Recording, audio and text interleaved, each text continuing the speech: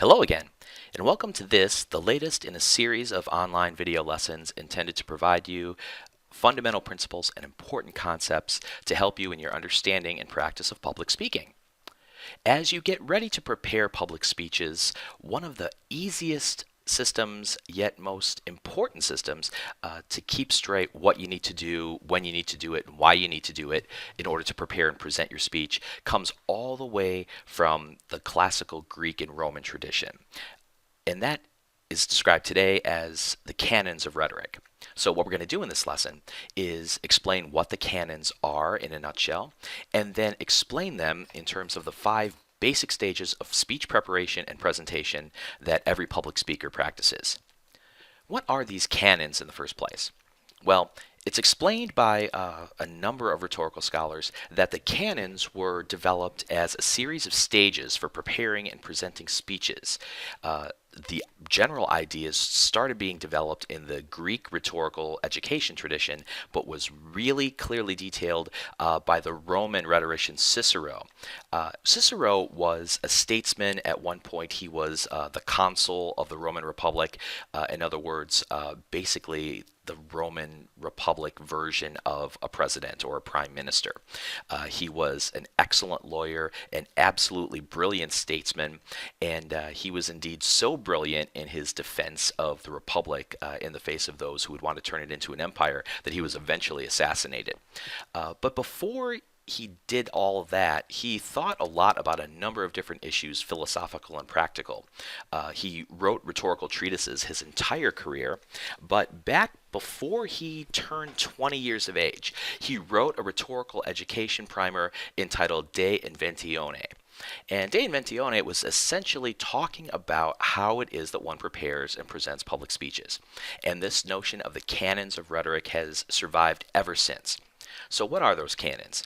In a nutshell, invention, arrangement, style, memory, and delivery. So let's take each one and think about how each of these stages of preparation involve some specific sorts of activities that you should practice every time you prepare a public speech. The first canon is invention. And invention is understood by Frawley and Tuman in their 3rd edition of Speak Up, an illustrated guide to public speaking, as the generation of ideas for use in a speech. In other words, the first thing you need to come up with if you're going to give a public speech is what is it going to be about and what's in it? What's the stuff, the content? So when you're thinking about invention, you're going to be brainstorming your own ideas as well as finding other folks' ideas through a process of research. So a speaker is going to come up with lots of different ideas that you could potentially talk about and select those that are the most useful for the situation that you find yourself in. So activities that are typically involved as methods of the invention process include such things as audience analysis, finding out who your listeners are, what they know, what they expect, so that you can come up with content that's going to match what they need. Topic selection. Out of the various things you can talk about, what is it that you actually need to focus your remarks on? Sometimes the topic selection is going to be defined for you based on the situation, and other times you're going to have the latitude to select the topic yourself. Developing your purpose and your thesis. Once you know what the speech, generally speaking, is going to be about in terms of subject matter, you need to nail down, why am I giving the speech? What am I trying to accomplish? And after that, you need to nail down, what is the single most important point that I'm going to make in this speech and use the entire speech to support? And then my audience, if they remember nothing else, will remember this thesis, which is going to fulfill my rhetorical purpose.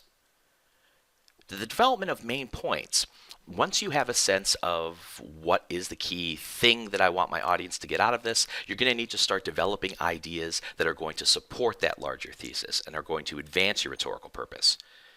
Brainstorming supporting material and ideas. What sort of specific ideas are you going to need to include in the development of these main points? What is the content that your audience really needs to get? And of course, the process of research is going to be very important for many, if not most, public speaking ideas, because you can't just deliver speeches to inform on a concept, for instance, with stuff just in your head if it's a topic that you're not a natural expert in. So research to find out what other people's ideas are, what sort of information is available is absolutely crucial to invention. So this is the content, the stuff of the speech. Once you know what you're going to talk about and what the big ideas are, the next canon is arrangement. And arrangement is understood as structuring ideas to convey them effectively to an audience, otherwise known as organization. So you're going to have lots of specific points you want to talk about. You figure those out in the invention process, but a speaker needs to order the points, put them in a structure or a sequence so that they're clear and memorable. You can have great content, but if your audience can't follow it as you go and your audience can't remember it later on, it's going to be a waste of time.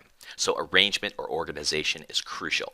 So the kinds of things you'll do to apply methods of arrangement to your material include the basic structure of a speech, thinking about it as a big burger, right? You'll have an introduction at the top, you'll have the meat of the speech in the body, and then you'll have the final part of the bun and the conclusion that sort of caps the whole thing together so you can have a tasty meal.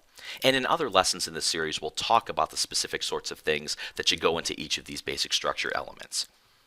Organizational patterns are really important.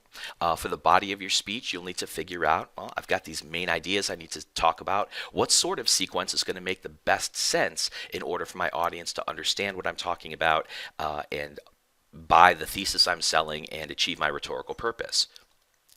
Structuring your support. Within each main point section of the body of the speech, you're going to have lots of facts, pieces of opinion, expert testimony, examples, things like that. You need to try to figure out what's going to be the specific order of the supporting points that you're going to use. When should you present each piece of evidence and in what sequence? Transitions and signposts will be very important. Again, if your audience can't follow you along the way, and if they can't connect one point to another point as your speech presents, they're going to have a hard time comprehending you, and certainly a hard time remembering it later on. So transitions that lead your audience from point to point, and signpost language to let them know cues and clues about a sequence. Little things like first, second, finally. And then, of course, composing an outline. Before you deliver the speech, you need to compose the speech in a way. Before delivering a speech, you're going to need to compose the content in the structure that you've developed. And an outline form is going to be very helpful as opposed to writing it as an essay manuscript, not only so that you can see the structure and understand it for yourself, but it's also going to make it a lot easier for you to then present the speech that you're going to present in a way that actually vocally and non-verbally reinforces that organizational structure. Okay, so at this point we know what we're going to say and in what order or sequence we're going to say it. So what's next? The third canon is style, and style has been understood from ancient times as the choice of language that will best express a speaker's ideas to the audience. So you've got content, information, factual evidence, but that in and of itself isn't necessarily going to get your audience where they need to be. So a speaker needs to use language creatively to be clear, so your audience can understand, to be memorable, so your audience is going to think about these ideas after the speech is over, and to be unbiased, because you want to avoid using language in such a way that is going to offend or anger or otherwise distract an audience with a particular point of view they might disagree with, or potentially could be offensive. So style methods to take your content and present it verbally in a speech in a way that's going to work best include a couple of important principles. One is the idea of diction or word choice. What words are you actually going to use? And since ancient times, one of the most important principles about word choice and language selection is to be clear, simple, and understandable. You don't want to sound smart just to sound smart. And at the same time, you don't want to use words in the wrong way. You want to be clear, simple, so your audience can easily understand. At the same time, the other key assumption about style that's existed since Greek and Roman rhetoric is the use of figurative language for impact, using the words that you use not just as ornamentation to make it sound good and to make it memorable because it's poetic or artistic and sticks in the mind, but also in a way that actually reinforces your ideas or maybe even presents your ideas in a new way based on the words. The two primary categories of figures in the study of style The primary categories of figurative language in the study and practice of style include tropes and figures. Tropes are essentially ways that we use words that provide a creative meaning, almost a redefinition or a new way of looking at an idea. So think about the use of metaphor, for instance, using the metaphor of beacon or beacon of light in order to describe something. For instance, Martin Luther King's I Have a Dream speech refers to American freedom as a beacon light of hope. Well, if you think about the way that a beacon conveys a particular kind of imagery, a light in the darkness that is on a shore surrounded by a rocky, wavy ocean, for instance. And that beacon is what's going to guide the ship safely to the shore and past the danger. If you use the idea of a beacon then to describe what freedom does for people who are seeking a sense of fulfillment and safety from threat, the beacon of light in a world of darkness provides a very stark and easy to understand distinction between light being good, darkness being bad, and the beacon light guiding folks from the darkness to the light, from the threat and danger to the safety and security. That's what a metaphor does, and tropes are like that. The other idea here is figures of speech. In other words, not using words because of the way that they mean, but because the structure and sound does things that will not only grab your audience's attention, almost like poetry or music, but also because it provides reinforcements for important ideas.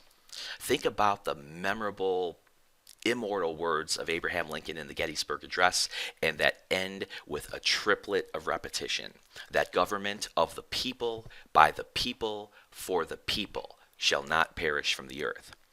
Lincoln is really trying to establish the importance of the promise of democracy in that speech. And what America is all about is a government that protects the rights and privileges and freedoms of the people. So repeating that in a very rhythmic triplet just makes it stick. Right? That's one of the things from the Gettysburg Address that everybody remembers. And it's that structure that kind of gets in your ear and sticks with you that reminds you of that most important idea. So that's what style does. You want to be clear and easy to understand, but you also want to use your language creatively to help your audience get a really rich understanding of what you're talking about. So now we know what's going to be in the speech, what the structure and organization is going to be, and how we're going to use our words to present this stuff to the audience. The fourth canon is memory. Memory is defined by Frawley and Tuman as the work that speakers do to remain in command of their material when they present a speech. Luckily, the conventions are a bit different in contemporary times than they were in ancient Greece and Rome. In those days, when you were trained as a rhetorician, you needed to be able to deliver speeches, whether it be to the political assembly or the Senate, whether it was in a court of law, whether it was a ceremonial speech for a special occasion. These speeches tended to be anywhere from an hour, 3 hours, 5 hours long that you would need to deliver word for word without notes. And so the educational process for learning public speaking involved all manner of mnemonic devices and other ways to try to figure out how to remember such a long speech so that you could deliver it verbatim. We don't operate that way these days.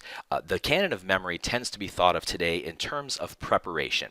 What is the work that you do in advance that's going to enable you to deliver that speech effectively? Speakers need to prepare to the point that they have a comfortable command of the speech. The way my old public speaking professor once described it, you really want to overlearn it. You want to get to the point where you're not memorizing it word for word, but you want to know it so well that the structure, the main points, the things that you're going to talk about will come second nature from you. So with limited notes, you'll be able to present. So these days when we think about memory, we think about such methods as composing speaking notes on note cards.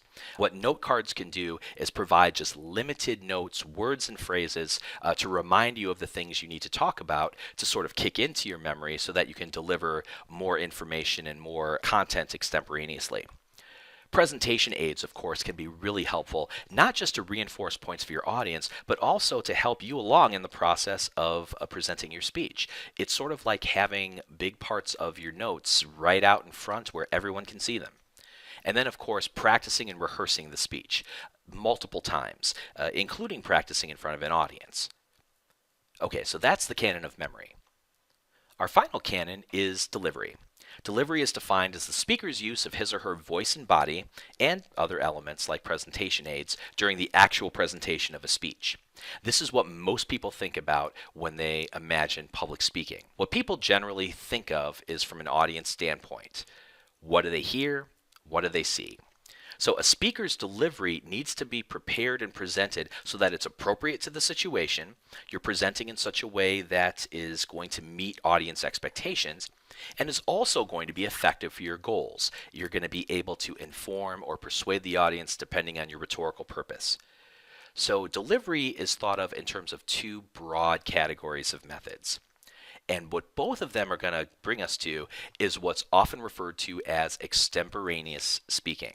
This is speaking that is very well prepared, gets us back to the canon of memory, but is going to sound natural and conversational. So what you're going to present are going to be twofold. First of all, your vocal/verbal presentation, the use of your voice as an instrument, things like volume and tone and rate, things like that. And then, of course, there's nonverbal presentation. Public speaking is a physical performance. Your voice is part of your physiology, but so are things like your eye contact, your use of facial expressions, the way in which you use movement and gestures in order to emphasize points, to convey a sense of energy and enthusiasm. So, to sum up, when we're talking about preparing a public speech, we can go all the way back to ancient Greece and Rome to a very simple but very important program for figuring this stuff out. The first step is the canon of invention, where we're going to generate and come up with the ideas and the content that makes up the stuff of what we're going to present to the audience.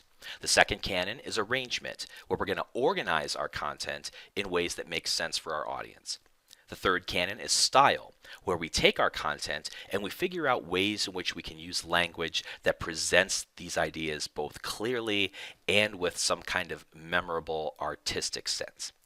The fourth canon is memory. We want to prepare our speeches using a variety of different approaches so that we are very ready to be in command of our material and be in command of ourselves in order to present. And finally, the canon of delivery, where we use our voice and we use the rest of our body in nonverbal communication to present our ideas effectively. If you have any questions about these concepts or how they apply to preparing for your first speech, please don't hesitate to let me know. Otherwise, I'll see you next time.